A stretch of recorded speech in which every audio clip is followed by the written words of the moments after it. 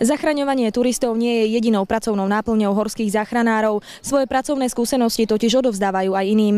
Napríklad študenti, ktorí si zvyšujú svoju kvalifikáciu dvojročným pomaturitným štúdiom v odbore záchranár z Rožňavy. Prišli sme za účelom exkurzie horskej služby, nakoľko zdravotnícky záchranár musí absolvovať aj túto zložku, aby sme vedeli niečo o činnosti horskej služby. Sme celkovo 22, z toho 2 pedagógovia, 2 učiteľky a 20 študentov.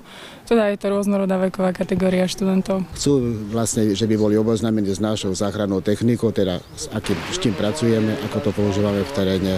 Chcú si oskúšať niektoré veci, čo sa týka zlanovania a práce s lanom. Externí študenti boli rozdelení do 2 skupín. Zatiaľ, čo tá prvá absolvovala lezenie po umelej stene, druhá sa oboznámila s inou prácou horských záchranárov. Oni sa na vysielačku ohlásia z terénu, aký je stav.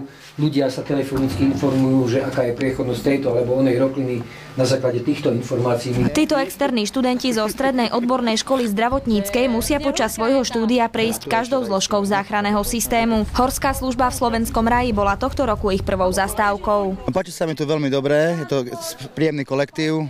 Ukázali nám všetky veci, ktoré sa používajú v záchrannej službe v horských podmienkach. Ja som tu prvýkrát, je tu krásne. Budúci kvalifikovaní záchranári nevyskúšali len lezenie po umelej stene, ale zažili aj skutočný adrenalín.